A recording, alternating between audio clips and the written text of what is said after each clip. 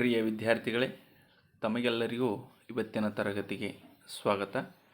ಈ ಹಿಂದಿನ ಅವಧಿಯಲ್ಲಿ ನಾವು ನೈಸರ್ಗಿಕ ಸಂಪನ್ಮೂಲಗಳು ಪಾಠದ ಕುರಿತು ಅಧ್ಯಯನವನ್ನು ಆರಂಭ ಮಾಡಿದ್ದು, ಅದರಲ್ಲಿ ನೈಸರ್ಗಿಕ ಸಂಪನ್ಮೂಲ ಎಂದರೇನು, ಸಂಪನ್ಮೂಲದ ವಿಧಗಳಾವುವು ಮತ್ತು ಸಂಪನ್ಮೂಲಗಳ ಕೊರತೆಗೆ ಕಾರಣಗಳೇನೆನ್ನುವುದರ ಕುರಿತು ತಿಳಿದುಕೊಂಡಿದ್ದೇವೆ.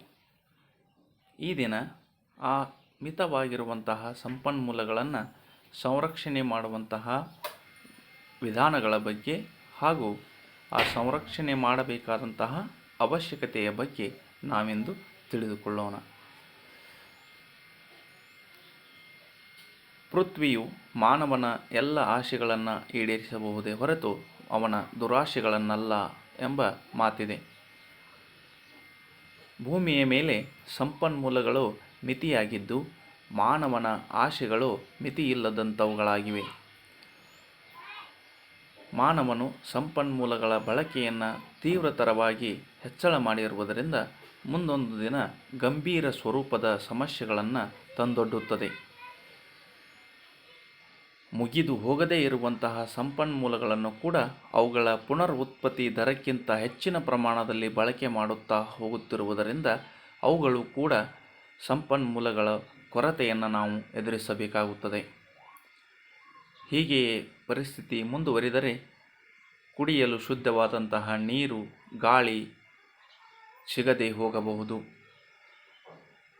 ಭೂಮಿಯ ಮೇಲೆ ಜೀವ ವೈವಿಧ್ಯತೆಯು ವಿರಳವಾಗಿ ಪರಿಸರದಲ್ಲಿನ ಸಮತೋಲನವು ಕಡಿದು ಹೋಗಿ ವಿಶ್ವವೇ ತ್ಯಾಜ್ಯಗುಂಡಿಯಾಗಿ ಬಿಡುವಂತಹ ಅಪಾಯವಿದೆ. ಈ ಸಮಸ್ಯೆಗಳನ್ನು ಹೀಗೆ ನಾವು ಎದುರಿಸಬೇಕಾದಂತಹ ಅನಿವಾರ್ಯತೆ ಇದ್ದು, ಈ ಸಮಸ್ಯೆಗಳನ್ನು ನಾವು ತಡೆಗಟ್ಟಬೇಕಾದರೆ ಇರುವಂತಹ ಒಂದೇ ಒಂದು ಮಾರ್ಗವೆಂದರೆ ಸಂಪನ್ಮೂಲಗಳನ್ನು ಸಂರಕ್ಷಣೆ ಮಾಡುವುದು. ಅಂದರೆ ಸಂಪನ್ಮೂಲಗಳ ಅಪಬಳಕೆಯನ್ನು ಕಡಿಮೆ ಮಾಡಿ ಅವುಗಳನ್ನು ನ್ಯಾಯಯುಚಿತವಾಗಿ ಬಳಕೆ ಮಾಡಿ ಪರಿಸರ ಮತ್ತು ಸಂಪನ್ಮೂಲಗಳ ಬಳಕೆಯ ನಡುವೆ ಸಮತೋಲನವನ್ನು ಕಾಯ್ದುಕೊಳ್ಳಬೇಕಾಗುತ್ತದೆ. ಸಂಪನ್ಮೂಲಗಳ ಸಂರಕ್ಷಣೆಯ ಒಂದು ವ್ಯಾಖ್ಯಾನವನ್ನು ನಾವೀಗ ಗಮನಿಸೋಣ.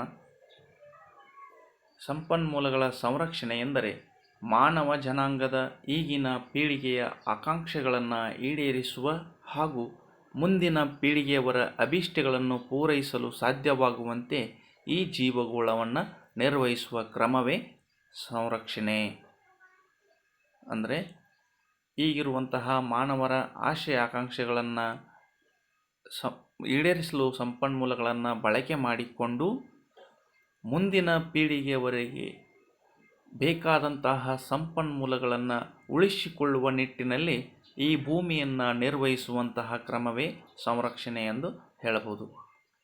ಸಂರಕ್ಷಣೆಯು ನೈಸರ್ಗಿಕ ಸಂಪನ್ಮೂಲಗಳ ಸರಿಯಾದಂತಹ ನಿರ್ವಹಣೆಗೆ ಸಂಬಂಧಿಸಿದಂತಾಗಿದ್ದು, ಅವುಗಳ ಅತಿಯಾದ ಬಳಕೆಯನ್ನು, ಅಪವ್ಯಯವನ್ನು ಮತ್ತು ಅವನತಿಗಳನ್ನು ತಡೆಯುವ ಕಾರ್ಯವನ್ನು ನಾವು ಸಂಪನ್ಮೂಲಗಳ ಸಂರಕ್ಷಣೆ ಎನ್ನಬಹುದು.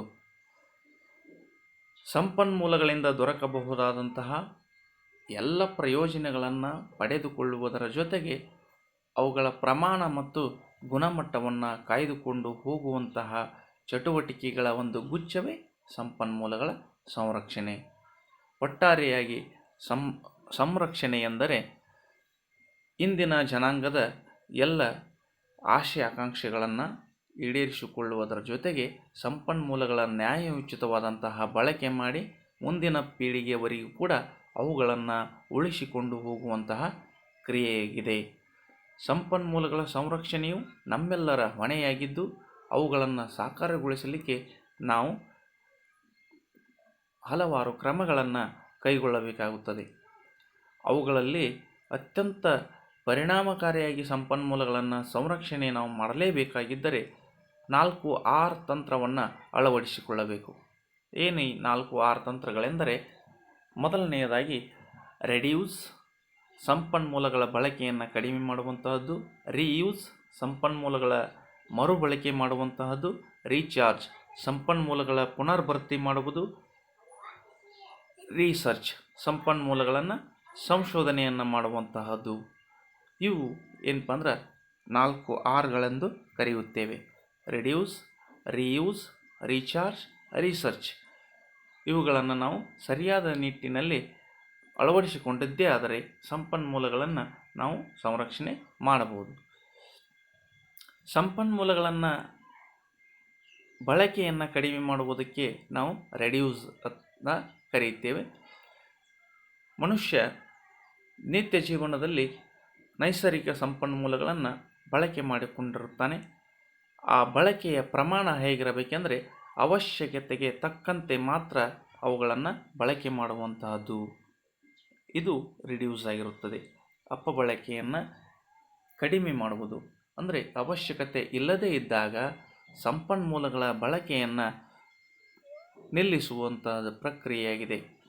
ಉದಾಹರಣೆಗೆ ಮೋಟಾರ್ ವಾಹನದಲ್ಲಿ ಬಳಸುವಂತಹ ಇಂಧನವನ್ನು ನಾವು ಉಳಿತಾಯ ಮಾಡಲೇಬೇಕಾಗಿತ್ತು. ಪ್ರತಿ ಬಾರಿಯೂ ಮೋಟಾರ್ ಸೈಕಲನ್ನು ಬಳಕೆ ಮಾಡದೆ ಸಮೀಪವಿರುವಂತಹ ಮತ್ತು ಕಡಿಮೆ ದೂರ ಇರುವಂತಹ ಪ್ರದೇಶಗಳಿಗೆ ಚಲಿಸುವಾಗ ನಡೆದುಕೊಂಡು ಅಥವಾ ಸೈಕಲನ್ನು ಬಳಕೆ ಮಾಡಿಕೊಂಡು ಇಂಧನವನ್ನು ಉಳಿಸಬಹುದು. ಅಥವಾ ಸಾರ್ವಜನಿಕ ವಾಹನವನ್ನು ಬಳಕೆ ಮಾಡುವಂತಹದ್ದು. ಈ ರೀತಿ ಮಾಡುವುದರಿಂದ ಇಂಧನವನ್ನು ಉಳಿಸುವುದರ ಜೊತೆಗೆ ಅದರಿಂದ ಉಂಟಾಗುವಂಥ ಮಾಲಿನ್ಯವನ್ನು ಕೂಡ ನಾವು ಕಡಿಮೆ ಮಾಡಬಹುದು. ಎರಡನೆಯ ಕ್ರಮ ರೀಯೂಸ್, ಸಂಪನ್ಮೂಲಗಳನ್ನು ಮರುಬಳಕೆ ಮಾಡುವಂತಹದ್ದು. ಇದು ಅತ್ಯಂತ ಪರಿಣಾಮಕಾರಿಯಾದಂತಹ ಒಂದು ಮಾರ್ಗವಾಗಿದ್ದು, ಒಮ್ಮೆ ಬಳಕೆ ಮಾಡಿದಂತಹ ಸಂಪನ್ಮೂಲವನ್ನು ಪುನಃ ಬೇರೆ ಬೇರೆ ಕಾರ್ಯಗಳಿಗೆ ಉಪಯೋಗಿಸುವಂಥದ್ದಾಗಿದೆ. ಉದಾಹರಣೆಗೆ ಸ್ನಾನಕ್ಕೆ ಬಳಸಿದಂಥ ನೀರನ್ನು ಕೈತೋಟಗಳ ನಿರ್ವಹಣೆಗೆ ಉಪಯೋಗಿಸಿ ತರಕಾರಿಗಳನ್ನು, ಹೂದೋಟಗಳನ್ನು ಬೆಳೆಯುವಂಥದ್ದು. ಒಮ್ಮೆ ಬಳಸಿದಂತಹ ಕಾಗದವನ್ನು ಪೊಟ್ಟಣಗಳನ್ನು ತಯಾರಿಸಿ ಉಪಯೋಗಿಸುವಂತಹದ್ದು. ಒಮ್ಮೆ ಖರೀದಿ ಮಾಡಿದಂತಹ ಪ್ಲಾಸ್ಟಿಕ್ ವಸ್ತುವನ್ನು ಮತ್ತೆ ಮತ್ತೆ ಬೇರೆ ಬೇರೆ ಕೆಲಸಗಳಿಗೆ ಉಪಯೋಗಿಸುವಂಥದ್ದಾಗಿರಬಹುದು. ಒಟ್ಟಾರೆಯಾಗಿ ಸಂಪನ್ಮೂಲವನ್ನು ಬೇರೆ ಬೇರೆ ಕೆಲಸಗಳಿಗೆ ಪುನಃ ಉಪಯೋಗಿಸುವಂಥದ್ದಕ್ಕೆ ನಾವೇನಂತ ಕರಿತೀವಿ, ಮರುಬಳಕೆ ಮಾಡುವಂಥದ್ದು ಅಂತ ಕರಿತೀವಿ. ಇನ್ನು ಮೂರನೆಯದು ಸಂಪನ್ಮೂಲಗಳ ಪುನರ್ಭರ್ತಿ ಮಾಡುವುದು ಅಥವಾ ಪುನರ್ಜೀವನಗೊಳಿಸುವಂಥ ಪ್ರಕ್ರಿಯೆ, ರೀಚಾರ್ಜ್ ಅಥವಾ ರೀಜನರೇಟ್. ಸಂಪನ್ಮೂಲಗಳು ಬಳಕೆ ಮಾಡಿದಂತೆ ಖಾಲಿಯಾಗುತ್ತಾ ಹೋಗುತ್ತವೆ. ಅವುಗಳನ್ನು ಮಾನವ ತನ್ನ ಪ್ರಜ್ಞಾಪೂರ್ವಕ ಪ್ರಯತ್ನಗಳ ಮೂಲಕ ಪುನರ್ಭರ್ತಿ ಮಾಡಲಿಕ್ಕೆ ಸಾಧ್ಯವಿದೆ. ಉದಾಹರಣೆಗೆ ಅಂತರ್ಜಲದ ಮಟ್ಟವನ್ನು ಹೆಚ್ಚಿಸಲಿಕ್ಕೆ ಮಳೆಯ ನೀರನ್ನು ಇಂಗುವಂತಹ ಹಲವಾರು ಕ್ರಮಗಳನ್ನು ಕೈಗೊಂಡು ಭೂಮಿಯ ಅಂತರ್ಜಲದ ಮರುಪೂರಣವನ್ನು ಮಾಡಬಹುದು. ಅಷ್ಟೇ ಅಲ್ಲದೆ ಅರಣ್ಯೀಕರಣ ಪ್ರಕ್ರಿಯೆಯ ಮೂಲಕ ಅರಣ್ಯವನ್ನು ವೃದ್ಧಿಸಿ ಪರಿಸರ ಸಮತೋಲನವನ್ನು ಕಾಯ್ದುಕೊಳ್ಳಬಹುದು. ಜೀವ ವೈವಿಧ್ಯತೆಯ ವಿಸ್ತರಣೆಯನ್ನು ಕೂಡ ನಾವು ಈ ಅರಣ್ಯಗಳ ಸಂರಕ್ಷಣೆಯಿಂದ ಮಾಡಬಹುದಾಗಿದೆ. ಸಾಧ್ಯವಾದ ಮಟ್ಟಿಗೆ ನಾವು ಬಳಕೆ ಮಾಡಿದಂತಹ ಸಂಪನ್ಮೂಲವು ನೈಸರ್ಗಿಕವಾಗಿ ಪುನರ್ಭರ್ತಿಯಾಗುವಂತೆ ಮಾಡುವಂತಹ ಕ್ರಮಗಳೇ ರೀಚಾರ್ಜ್. ನಾಲ್ಕನೆಯದು ರಿಸರ್ಚ್. ಬರಿದಾಗುವ ಸಂಪನ್ಮೂಲಗಳಿಗೆ ಪರ್ಯಾಯವಾಗಿ ಬಳಕೆ ಮಾಡಬಹುದಾದಂತಹ ಸಂಪನ್ಮೂಲಗಳನ್ನು ಅನ್ವೇಷಣೆ ಮಾಡುವಂತಹದ್ದೇ ಸಂಶೋಧನೆ. ಉದಾಹರಣೆಗೆ ಇಂಧನ ಶಕ್ತಿಯ ಬದಲಾಗಿ ಪೆಟ್ರೋಲ್, ಡೀಸೆಲ್ ಇವುಗಳ ಬದಲಾಗಿ ಬರಿದಾಗದಂತಹ ಸೌರಶಕ್ತಿ ಮತ್ತು ಪವನ ಶಕ್ತಿಯನ್ನು ನಾವೀಗ ಬಳಸಿಕೊಳ್ಳುವುದು ಉತ್ತಮವಾಗಿದೆ. ಒಟ್ಟಾರೆಯಾಗಿ ಈ 4 R ಕ್ರಮಗಳನ್ನು ಕೈಗೊಳ್ಳುವುದರ ಜೊತೆಗೆ ಇನ್ನೂ ಹಲವಾರು ಕ್ರಮಗಳನ್ನು ಕೈಗೊಂಡು ನಾವು ಪರಿಸರವನ್ನು ಸಂರಕ್ಷಣೆಯ ಜೊತೆಗೆ ಸಂಪನ್ಮೂಲಗಳ ಸಂರಕ್ಷಣೆಯನ್ನು ಕೂಡ ಮಾಡಬಹುದು. ಕಡಿಮೆ ಸರಕನ್ನು ಖರೀದಿಸುವುದು ಅಂದರೆ ಈಗಾಗಲೇ ಇರುವಂತಹ ವಸ್ತುಗಳನ್ನು ಅಥವಾ ಸಂಪನ್ಮೂಲಗಳನ್ನು ಹೊಸದಾಗಿ ಖರೀದಿ ಮಾಡದೆ ಅವಶ್ಯಕತೆ ಇದ್ದಾಗ ಮಾತ್ರ ಆ ಸಂಪನ್ಮೂಲಗಳನ್ನು ಖರೀದಿ ಮಾಡುವಂತಹದ್ದು. ಇನ್ನು ಅನವಶ್ಯಕ ಪ್ಯಾಕಿಂಗನ್ನು ವರ್ಜಿಸಿ. ಅಂದರೆ ಪ್ರತಿ ಬಾರಿಯೂ ನೀರಿನ ಬಾಟಲನ್ನು ಖರೀದಿಸುವ ಬದಲಾಗಿ ಮನೆಯಿಂದಲೇ ನೀರನ್ನು ಬಾಟಲ್ನಲ್ಲಿ ತುಂಬಿಕೊಂಡು ಹೋಗುವಂತಹದ್ದು. ಮೆಟಲ್ ಡಬ್ಬಿಗಳು, ಹಳೆಯ ಸೆಲ್ಫೋನ್ಗಳು, ಪ್ಲಾಸ್ಟಿಕ್ ಬಾಟಲ್ಗಳನ್ನು ಮರುಬಳಕೆ ಮಾಡುವುದು. ಪುನರ್ ಉತ್ಪಾದಿಸಿದ ಸರಕಿನಿಂದ ಮಾಡಿದಂತಹ ವಸ್ತುಗಳನ್ನು ಹೆಚ್ಚು ಖರೀದಿಸುವುದು. ಅಂದರೆ ಸಂಪನ್ಮೂಲಗಳನ್ನು ಪುನರ್ ಬಳಕೆ ಮಾಡಿ ಹಲವಾರು ವಸ್ತುಗಳನ್ನು ತಯಾರು ಮಾಡಿರ್ತಾರಲ್ಲ, ಅಂಥ ವಸ್ತುಗಳನ್ನು ನಾವು ಹೆಚ್ಚು ಹೆಚ್ಚು ಖರೀದಿಸಿದರೆ ಸಂಪನ್ಮೂಲಗಳನ್ನು ಉಳಿಕೆ ಮಾಡಿದಂತೆ. ವಾತಾವರಣವನ್ನು ಮಲಿನಗೊಳಿಸದೆ ನೀರು ಮತ್ತು ಗಾಳಿಯನ್ನು ಶುದ್ಧವಾಗಿಡುವಂತಹದ್ದು. ಮಣ್ಣಿನ ಸವಕಳಿಯನ್ನು ತಡೆಗಟ್ಟುವುದು. ಒಂದು ಮರವನ್ನು ಅನಿವಾರ್ಯವಾಗಿ ಕತ್ತರಿಸಿದಾಗ ಅದರ ಬದಲಾಗಿ ಮತ್ತೊಂದು ಸಸಿಯನ್ನು ನೆಡುವಂತಹದ್ದು. ಸ್ವಂತ ವಾಹನವನ್ನು ಕಡಿಮೆ ಚಲಾಯಿಸಿ ಸಾರ್ವಜನಿಕ ವಾಹನಗಳನ್ನು ಬಳಕೆ ಮಾಡುವಂತಹದ್ದು, ಸೈಕಲನ್ನು ಬಳಕೆ ಮಾಡುವಂತಹದ್ದು ಮತ್ತು ಅವಶ್ಯಕತೆ ಇಲ್ಲದಿದ್ದಾಗ ಇಂಧನಗಳನ್ನು ಬಳಕೆ ಮಾಡದೇ ಇರುವಂತಹದ್ದು. ಹೀಗೆ ಇತ್ಯಾದಿ ಕ್ರಮಗಳನ್ನು ಕೈಗೊಳ್ಳುವುದರ ಮೂಲಕ ನಾವು ಸಂಪನ್ಮೂಲಗಳನ್ನು ಏನು ಮಾಡ್ಬೋದು, ಸಂರಕ್ಷಣೆ ಮಾಡಬಹುದು. ಇದೇ ಸಂರಕ್ಷಣೆಯ ಅಂಶವನ್ನು ಜಗತ್ತಿನ ಬಹುತೇಕ ರಾಷ್ಟ್ರಗಳು ಸುಸ್ಥಿರ ಅಭಿವೃದ್ಧಿಯ ತತ್ವವನ್ನು ಅಳವಡಿಸಿಕೊಳ್ಳುವುದರ ಮೂಲಕ ಸಾಕಾರಗೊಳಿಸಲು ಪ್ರಯತ್ನ ಪಡುತ್ತಿವೆ. ಸುಸ್ಥಿರ ಅಭಿವೃದ್ಧಿ ಎಂದರೆ ಮುಂದಿನ ಪೀಳಿಗೆಯವರೆಗೂ ಉತ್ತಮ ಜೀವನ ಮಟ್ಟ ಲಭಿಸುವಂತೆ ಸಂಪನ್ಮೂಲಗಳನ್ನು ನ್ಯಾಯಯುಚಿತವಾಗಿ ಸಂರಕ್ಷಿಸಿ ಮತ್ತು ಅವುಗಳ ಗುಣಮಟ್ಟವನ್ನು ಕಾಪಾಡಿಕೊಂಡು ಹೋಗುವಂತಹ ಒಂದು ಪ್ರಕ್ರಿಯೆಗೆ ನಾವು ಸುಸ್ಥಿರ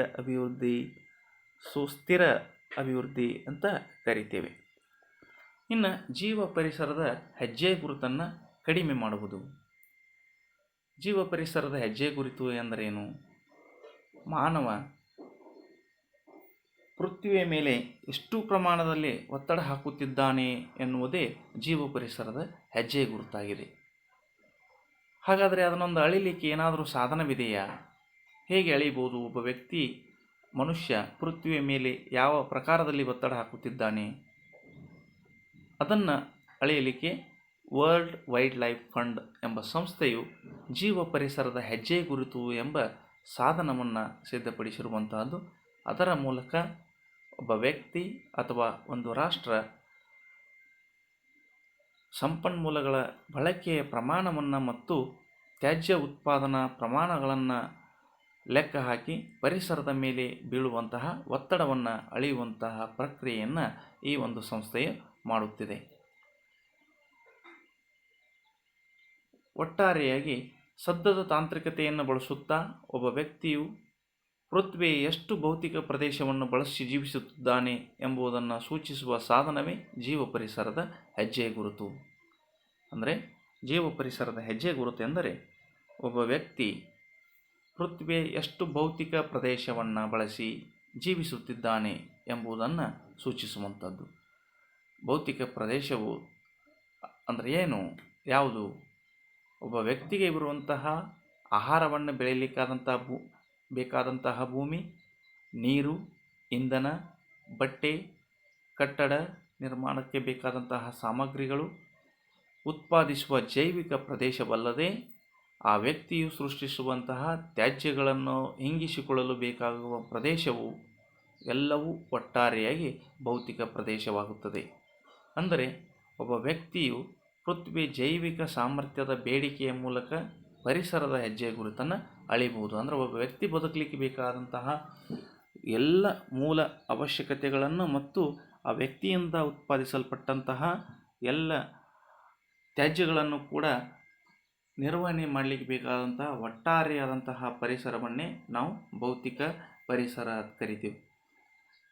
WWF ಸಂಸ್ಥೆಯು ಅಂದರೆ ವರ್ಲ್ಡ್ ವೈಲ್ಡ್ ಲೈಫ್ ಸಂಸ್ಥೆಯು ಒಂದು ದೇಶದ ಜೀವ ಪರಿಸರದ ಹೆಜ್ಜೆ ಗುರುತನ್ನು ಹೇಗೆ ಗುರುತಿಸಿದೆ ಅಂದರೆ, ಆ ದೇಶವು ಬಳಸುವಂತಹ ಆಹಾರ, ಬಟ್ಟೆ ಹಾಗೂ ಕಟ್ಟಿಗೆಯನ್ನು ಉತ್ಪಾದಿಸಲು ಬೇಕಾಗುವ ಎಲ್ಲ ಕೃಷಿ, ಜಾನುವಾರು ಮೇಯಿಸುವಂತಹ ಭೂಮಿ, ಅರಣ್ಯ, ಮೀನುಗಾರಿಕೆಗೆ ಲಭ್ಯವಿರುವ ಭೂಮಿ ಪ್ರಮಾಣವಲ್ಲದೆ ಇಂಧನ ಬಳಸಿದಾಗ ಹೊರಹೊಮ್ಮುವಂತಹ ತ್ಯಾಜ್ಯಗಳನ್ನು ಹೀರಿಕೊಳ್ಳಲು ಬೇಕಾದಂತಹ ಜಮೀನು ಮತ್ತು ಮೂಲ ಸೌಕರ್ಯಗಳನ್ನು ಕಲ್ಪಿಸಲು ಬೇಕಾದಂಥ ಒಟ್ಟು ಜಮೀನಿನ ಪ್ರಮಾಣ ಎಂದು ವ್ಯಾಖ್ಯಾನಿಸಿದೆ. ಅಂದರೆ ಜೀವ ಪರಿಸರದ ಹೆಜ್ಜೆ ಗುರುತು ಎಂದರೆ ಮನುಷ್ಯ ಭೂಮಿಯ ಮೇಲೆ ಹಾಕುವಂತಹ ಒತ್ತಡ, ಯಾವ ಮೂಲಕಪ್ಪ ಅಂದ್ರೆ ಆ ವ್ಯಕ್ತಿಗೆ ಬೇಕಾದಂತಹ ಆಹಾರ, ಬಟ್ಟೆ, ಮೂಲಭೂತ ಸೌಕರ್ಯಗಳನ್ನು ಒದಗಿಸಲಿಕ್ಕೆ ಕೃಷಿ ಭೂಮಿ, ಅರಣ್ಯ ಎಲ್ಲವನ್ನು ತೆಗೆದುಕೊಂಡು ಮತ್ತು ವ್ಯಕ್ತಿಯಿಂದ ಉತ್ಪಾದನೆಯಾಗುವಂತಹ ತ್ಯಾಜ್ಯಗಳನ್ನು ನಿರ್ವಹಿಸಲಿಕ್ಕೆ ಬೇಕಾದಂತಹ ಜಮೀನು ಎಲ್ಲವನ್ನೂ ನಾವು ಏನಂತ ಕರಿತೀವಪ್ಪ ಅಂದ್ರೆ ಒಟ್ಟಾರೆಯಾಗಿ ಅದನ್ನು ಜೀವ ಪರಿಸರದ ಹೆಜ್ಜೆ ಗುರುತು ಎಂದು ಕರೆಯುತ್ತೇವೆ.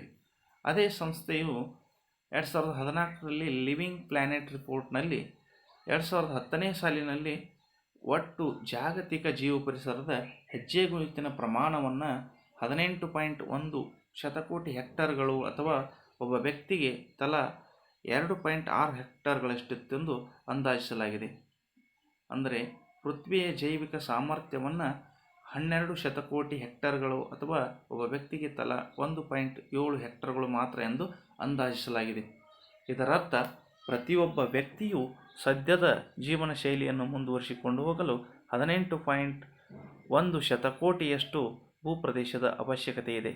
ಆದರೆ ವಾಸ್ತವವಾಗಿ ಇರುವಂತಹ ಭೂಮಿಯ ಪ್ರಮಾಣ ಕೇವಲ 12 ಶತಕೋಟಿ ಹೆಕ್ಟರ್ಗಳಷ್ಟು. ಇದರರ್ಥ ಮಾನವನು ಈಗಾಗಲೇ ಪೃಥ್ವಿಯ ಸಾಮರ್ಥ್ಯಕ್ಕಿಂತ ಹೆಚ್ಚಿನ ಒತ್ತಡವನ್ನು ಭೂಮಿಯ ಮೇಲೆ ಹಾಕುತ್ತಿದ್ದಾನೆ. ಮಾನವು ಪೃಥ್ವಿಯು ನೀಡಬಹುದಾದಂಥ ಸಂಪನ್ಮೂಲಗಳಿಗಿಂತ 50% ಹೆಚ್ಚಿನ ಪ್ರಮಾಣದ ಸಂಪನ್ಮೂಲಗಳನ್ನು, ಅಂದರೆ ಸುಮಾರು 1.5 ಪಟ್ಟು ಹೆಚ್ಚು ಭೂಮಿಯನ್ನು ನಾವು ಬಳಕೆ ಮಾಡುತ್ತಾ ಇದ್ದೇವೆ. ಅಂದರೆ ನಾವು 1.5 ಪೃಥ್ವಿಯನ್ನು ಬಳಸುತ್ತಿದ್ದ ಎಂದರ್ಥ. ಇದೇ ರೀತಿ ಸಂಪನ್ಮೂಲ ಬಳಕೆಯನ್ನು ಮುಂದುವರಿಸಿದರೆ ಕೆಲವೇ ದಶಕಗಳಲ್ಲಿ ಪೃಥ್ವಿಯ ಮರುಸೃಷ್ಟಿಯ ಸಾಮರ್ಥ್ಯವೇ ಮೀರಿಸಬಲ್ಲವೆವು. ನಮ್ಮ ಜೀವನ ನಡೆಸಲು ಇಂತಹ 5 ಭೂಮಿಗಳು ಬೇಕಾಗಬಹುದು ಎಂದು ಅಂದಾಜಿಸಲಾಗಿದೆ. ಆದ್ದರಿಂದ ನಾವು ಸಂಪನ್ಮೂಲಗಳನ್ನು ಸಂರಕ್ಷಣೆ ಮಾಡಿ ನಮ್ಮ ಜೀವನ ಶೈಲಿಯಲ್ಲಿ ಸಾಕಷ್ಟು ಬದಲಾವಣೆಯನ್ನು ಮಾಡಿಕೊಳ್ಳಬೇಕಾಗುತ್ತದೆ. ಪ್ರತಿಯೊಬ್ಬರೂ ಜೀವ ಪರಿಸರದ ಹೆಜ್ಜೆ ಗುರುತಿದ್ದು ಒಟ್ಟಾರೆ ಹೆಜ್ಜೆ ಗುರುತಿನ ಹೆಚ್ಚಳಕ್ಕೆ ಕೊಡುಗೆ ನೀಡುತ್ತದೆ. ಅಂದರೆ ಪ್ರತಿ ವ್ಯಕ್ತಿಯೂ ಕೂಡ ಸಂಪನ್ಮೂಲಗಳನ್ನು ಸಂರಕ್ಷಣೆ ಮಾಡದೆ ಪೃಥ್ವಿಯ ಮೇಲೆ ಒತ್ತಡ ಹಾಕುತ್ತಾ ಹೋದಂತೆ ಒಟ್ಟಾರೆಯಾಗಿ ಪೃಥ್ವಿಯ ಮೇಲೆ ಒತ್ತಡ ಏನಾಗ್ತದೆ, ಹೆಚ್ಚಾಗ್ತದೆ. ಆದ್ದರಿಂದ ಜೀವ ಪರಿಸರದ ಹೆಜ್ಜೆ ಗುರುತನ್ನು ಕಡಿಮೆ ಮಾಡಬೇಕಾದರೆ ನಾವೇ ಮೊದಲ ನಮ್ಮ ಪ್ರಯತ್ನದ ಮೂಲಕ ಸಂಪನ್ಮೂಲಗಳನ್ನು ನಿರ್ವಹಣೆಯನ್ನು ಮಾಡುವಂತಹದ್ದು ಸೂಕ್ತ. ಇಲ್ಲಿ ನಾವು ಗಮನಿಸಬೇಕಾದಂತಹ ಅತ್ಯಂತ ಮುಖ್ಯವಾದಂತಹ ಅಂಶವೆಂದರೆ ನಾವು ಅರಿತುಕೊಂಡು ನಮ್ಮ ಸಮೀಪದವರಿಗೂ ಕೂಡ ಪರಿಸರದ ಬಗ್ಗೆ, ಸಂಪನ್ಮೂಲಗಳ ಸಂರಕ್ಷಣೆ ಬಗ್ಗೆ ಮನದಟ್ಟು ಮಾಡಿಸಿ ಜನರ ಒಟ್ಟಾರೆ ತಿಳುವಳಿಕೆಯನ್ನು ಹೆಚ್ಚಿಸುವುದರ ಮೂಲಕ ಅರ್ಥಪೂರ್ಣವಾಗಿ ನಾವು ಜೀವಿಸಬೇಕಾಗಿದೆ. ತ್ಯಾಜ್ಯ ವಸ್ತುಗಳ ಮರುಬಳಕೆಯನ್ನು ನಾವು ಪ್ರಾರಂಭಿಸಿ ನಮ್ಮ ಮನೆಯವರಿಗೂ ಅದರ ಕುರಿತು ಜಾಗೃತಿಯನ್ನು ಮೂಡಿಸುವಂಥದ್ದು ನಮ್ಮ ಕರ್ತವ್ಯವಾಗುತ್ತದೆ. ಈ ವಿಷಯವು ನೆರೆಹೊರೆಯವರಿಗೆ ತಲುಪಿ ನಂತರ ಸಮುದಾಯದ ಮಟ್ಟದಲ್ಲಿ ಈ ಒಂದು ಸಂರಕ್ಷಣೆಯ ಕ್ರಮಗಳನ್ನು ನಾವು ಜಾರಿಗೆ ತಂದಾಗ ಮಾತ್ರ ಒಂದು ಅತ್ಯಂತ ಪರಿಣಾಮಕಾರಿಯಾದಂತಹ ಪ್ರಭಾವವನ್ನು ಪಡೆದುಕೊಳ್ಳುತ್ತೇವೆ. ಇನ್ನು ಪರಿಸರದ ಹೆಜ್ಜೆ ಗುರುತನ್ನು ಕಡಿಮೆ ಮಾಡಲು ಏನು ಮಾಡಲಿಕ್ಕೆ ಸಾಧ್ಯ? ಆ ಕ್ರಮಗಳು ಯಾವುವು? ಮೊದಲನೆಯದಾಗಿ ಆಹಾರದ ದೃಷ್ಟಿಕೋನದಿಂದ ಸಾವಯವ ಅಥವಾ ಸ್ಥಳೀಯವಾಗಿ ಬೆಳೆದಂತಹ ಆಹಾರಗಳನ್ನು ಖರೀದಿ ಮಾಡುವಂಥದ್ದು. ಕೈತೋಟಗಳಿಗೆ ಒಂದು ಕೈತೋಟವನ್ನು ಬಳಸಿ ಅವುಗಳ ಮೂಲಕ ಮನೆಗೆ ಬೇಕಾದಂತಹ ತರಕಾರಿಗಳನ್ನು ಬೆಳೆಯುವಂಥದ್ದಾಗಿರ್ಬೋದು. ರಾಸಾಯನಿಕ ಗೊಬ್ಬರಗಳನ್ನು ಕಡಿಮೆ ಬಳಕೆ ಮಾಡುವಂಥದ್ದಾಗಿರ್ಬೋದು. ಅಂಗಡಿಗಳಿಗೆ ನಿಮ್ಮದೇ ಚೀಲಗಳನ್ನು ತೆಗೆದುಕೊಂಡು ಹೋಗುವುದು. ಪ್ರತಿ ಬಾರಿಯೂ ಅಂಗಡಿಗೆ ಹೋಗಿ ಹೊಸ ಚೀಲವನ್ನು ಖರೀದಿ ಮಾಡದೆ ಮನೆಯಿಂದಲೇ ಚೀಲವನ್ನು ತೆಗೆದುಕೊಂಡು ಹೋಗಿ ಅವುಗಳಲ್ಲಿ ನಮ್ಮ ದಿನಸಿ ವಸ್ತುಗಳನ್ನು ತರುವಂತಾಗಿದ್ದು, ಇನ್ನು ಆದಷ್ಟು ಕಡಿಮೆ ಪ್ರಮಾಣದಲ್ಲಿ ಸಂರಕ್ಷಿಸಿದ ಆಹಾರವನ್ನು ಬಳಕೆ ಮಾಡುವಂತಹದ್ದು. ಹಣ್ಣಿನ ರಸದ ಪಟ್ಟಣವನ್ನು ಕೊಳ್ಳುವುದರ ಬದಲಾಗಿ ಹಣ್ಣುಗಳನ್ನೇ ಖರೀದಿ ಮಾಡುವಂತಹದ್ದು. ಮಾಂಸ ಮತ್ತು ಡೈರಿ ಉತ್ಪನ್ನಗಳ ಬಳಕೆಯನ್ನು ಕಡಿಮೆ ಮಾಡಿ ನಿಮಗೆ ಬೇರೆ ಮೂಲಗಳಿಂದಲೂ ಪ್ರೋಟೀನ್ ದೊರೆಯುತ್ತದೆ. ಹೊರಗಿನಿಂದ ಆಹಾರ ತರಿಸಿಕೊಳ್ಳುವುದಕ್ಕಿಂತ ಮನೆಯಲ್ಲಿ ತಯಾರಿಸಿ ತಿನ್ನುವಂಥದ್ದು ಉತ್ತಮ. ಇನ್ನು ಇಂಧನವನ್ನು ನಾವು ಯಾವ ರೀತಿ ಉಳಿತಾಯ ಮಾಡ್ಬೋದಪ್ಪ ಅಂದರೆ, ಬಳಕೆ ಮುಗಿದ ಮೇಲೆ ವಿದ್ಯುತ್ ದೀಪಗಳನ್ನು ಆರಿಸುವಂಥದ್ದು, ರಾತ್ರಿ ಹೊತ್ತಿನಲ್ಲಿ ಏರ್ ಕಂಡೀಷನ್ ಮತ್ತು ಹೀಟರ್ಗಳನ್ನು ಆರಿಸುವಂಥದ್ದು, ಮನೆಯಿಂದ ಆಚೆ ಬಂದು ಇಂಧನವನ್ನು ಉಳಿಸಿ ಮತ್ತು ಶುದ್ಧವಾದಂಥ ಗಾಳಿಯನ್ನು ನೀವು ಪಡೆದುಕೊಳ್ಳಬಹುದು. ಮನೆಯನ್ನು ಅಥವಾ ಕಾರನ್ನು ತಂಪಾಗಿಸುವಂಥ ಸಂದರ್ಭದಲ್ಲಿ ಕಿಟಕಿ ಮತ್ತು ಬಾಗಿಲುಗಳನ್ನು ಮುಚ್ಚಿ ಕೂಲರ್ಗಳನ್ನು ಅಥವಾ ಏರ್ ಕಂಡೀಷನ್ಗಳನ್ನು ಬಳಕೆ ಮಾಡಬೇಕು. ಇನ್ನು ಸಾರಿಗೆಯ ದೃಷ್ಟಿಯಿಂದ ಶಾಲೆಗೆ ನಡೆದು ಬರುವಂತಹದ್ದು ಅಥವಾ ಸೈಕಲ್ ಮೇಲೆ ಬರುವಂತಹದ್ದು, ಸಾರ್ವಜನಿಕ ವಾಹನಗಳನ್ನು ಬಳಕೆ ಮಾಡುವಂತಹದ್ದು, ಹೊರಗೆ ಹೋಗುವಾಗ ಅಥವಾ ಎಲ್ಲಾದರೂ ದೂರದ ಊರುಗಳಿಗೆ ಹೋಗುವಂಥ ಸಂದರ್ಭದಲ್ಲಿ ಕಾರ್ ಫ್ಯೂಲನ್ನು ಬಳಕೆ ಮಾಡುವಂಥದ್ದು. ಅಂದರೆ ಒಂದೇ ಸ್ಥಳಕ್ಕೆ ಒಂದಕ್ಕಿಂತ ಹೆಚ್ಚು ಜನರು ಹೋಗ್ತಿದ್ದರಂದ್ರೆ ಇಬ್ಬರೂ ಸೇರಿ ಒಂದೇ ವಾಹನವನ್ನು ಬಳಕೆ ಮಾಡುವಂಥದ್ದು. ಇನ್ನು ಕಡಿಮೆ ಪ್ರಮಾಣದ ತ್ಯಾಜ್ಯ ಸೃಷ್ಟಿಸುವುದು, ಆದಷ್ಟು ಕಡಿಮೆ ಪ್ಯಾಕೇಜ್ ಇರುವಂತಹ ವಸ್ತುಗಳನ್ನು ಏನು ಮಾಡ್ಬೋದಪ್ಪ, ಖರೀದಿ ಮಾಡುವಂಥದ್ದು. ಅವಶ್ಯಕತೆ ಇಲ್ಲದಿರುವಾಗ ಚೀಲವನ್ನು ಬಳಕೆ ಮಾಡದೇ ಇರುವಂಥದ್ದು, ಪುನರ್ಬಳಕೆ ಮಾಡಿದಂತಹ ವಸ್ತುಗಳನ್ನು ಖರೀದಿ ಮಾಡುವುದು, ಮುರಿದ ಸಾಮಾನುಗಳನ್ನು ಜೋಡಿಸಿ ರಿಪೇರಿ ಮಾಡಿ ಮತ್ತೆ ಬಳಕೆ ಮಾಡುವಂಥದ್ದು, ಇನ್ನು ಪುನಃ ಬಳಸುವಂತಹ ವಸ್ತುಗಳನ್ನೇ ಖರೀದಿ ಮಾಡುವಂಥದ್ದು. ನೀರನ್ನು ಮಿತವಾಗಿ ಬಳಸುವುದು, ಚರಂಡಿಗಳಲ್ಲಿ ವಿಷಕಾರಿ ವಸ್ತುಗಳನ್ನು ಹಾಕದೇ ಇರುವಂಥದ್ದು, ನಳಗಳನ್ನು ಅವಶ್ಯಕತೆ ಇದ್ದಾಗ ಮಾತ್ರ ಆನ್ ಮಾಡಿ ಅವುಗಳಿಂದ ನೀರನ್ನು ಪಡೆಯುವುದು, ಪಾತ್ರೆ ಮತ್ತು ಬಟ್ಟೆ ತೊಳೆಯುವ ಯಂತ್ರಗಳನ್ನು ತುಂಬಿಸಿ ಉಪಯೋಗಿಸುವುದು. 1-2 ವಸ್ತುಗಳಿಗೆ ವಾಷಿಂಗ್ ಮಿಷಿನನ್ನು ಬಳಕೆ ಮಾಡದೆ ಇಡೀ ಅದರ ಸಾಮರ್ಥ್ಯವೆಷ್ಟಿದೆಯೋ ಅಷ್ಟನ್ನು ತುಂಬಿ ನಾವೇನು ಮಾಡ್ಬೋದು, ಅವುಗಳನ್ನು ಬಳಕೆ ಮಾಡ್ಬೋದು. ಶೌಚಾಲಯದ ಟ್ಯಾಂಕಿನಲ್ಲಿ ಇಟ್ಟಿಗೆಯನ್ನು ಇಡುವುದರ ಮೂಲಕ ಸಾಕಷ್ಟು ನೀರನ್ನು ಉಳಿಸಬಹುದು. ಫ್ಲಶ್ ಟ್ಯಾಂಕ್ ಹತ್ತಿರ್ತಾವೆ ಶೌಚಾಲಯದಲ್ಲಿ, ಅದು ಒಂದು ಬಾರಿ ಕನಿಷ್ಠ ಅಂದರೆ 6-8 ಲೀಟರ್ ನೀರನ್ನು ತುಂಬಿಸಿಕೊಂಡಿರ್ತದೆ. ಪ್ರತಿ ಬಾರಿಯೂ 6-8 ಲೀಟರ್ ನೀರನ್ನು ನಾವು ಶೌಚಾಲಯಕ್ಕೆ ಬಳಸುವುದರ ಬದಲಾಗಿ ಆ ಫ್ಲಶ್ ಟ್ಯಾಂಕ್ನಲ್ಲಿ ಒಂದು ಇಟ್ಟಿಗೆಯನ್ನು ಇಟ್ಟಾಗ ಆ ಇಟ್ಟಿಗೆಯ ಪ್ರಮಾಣದಷ್ಟು ನೀರನ್ನು ನಾವು ಪ್ರತಿ ಬಾರಿಯೂ ಉಳಿಸಿದಂತಾಗುತ್ತದೆ. ಸಾಧ್ಯವಾದಷ್ಟು ಭಾರತೀಯ ವಿಧದ ಶೌಚಾಲಯಗಳನ್ನು ಬಳಕೆ ಮಾಡುವಂತಹದ್ದು. ಇನ್ನು ಸಮುದಾಯದವರು ಈ ಸಂರಕ್ಷಣೆಯಲ್ಲಿ ಯಾವ ವಿಧದಲ್ಲಿ ಪಾಲ್ಗೊಳ್ಳಬೇಕಂದರೆ, ಸಮುದಾಯದ ಜನರಿಗೆ ಪರಿಸರದ ಹೆಜ್ಜೆ ಗುರುತಿನ ಬಗ್ಗೆ ಮಾಹಿತಿಯನ್ನು ನೀಡಿ ಅದನ್ನು ಕಡಿಮೆ ಮಾಡಲು ತಿಳಿಸುವಂತಹದ್ದು, ಸ್ಥಳೀಯ ಜಲಮೂಲಗಳನ್ನು ಸಂರಕ್ಷಿಸಿ ಶುದ್ಧವಾದಂತಹ ನೀರನ್ನು ಪಡೀಲಿಕ್ಕೆ ಸಾಧ್ಯವಾದಷ್ಟು ಪ್ರಯತ್ನವನ್ನು ಮಾಡಬಹುದು.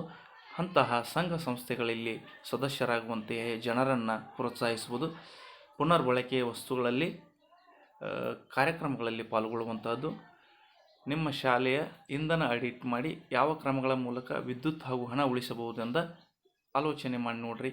ಅಂದರೆ ಶಾಲೆಯಲ್ಲಿ ಪ್ರತಿ ತಿಂಗಳು ಎಷ್ಟು ಪ್ರಮಾಣದ ನಾವು ಇಂಧನವನ್ನು ಬಳಕೆ ಮಾಡ್ತೀವಿ, ಹಣವನ್ನು ಬಳಕೆ ಮಾಡ್ತೀವಿ, ಅದನ್ನು ಆಲೋಚಿಸಿ ಯಾವ ಮೂಲಕ ನಾವು ಇದನ್ನು ಕಡಿಮೆ ಮಾಡಬಹುದೆಂದನ್ನು ತಿಳಿಸುವುದು.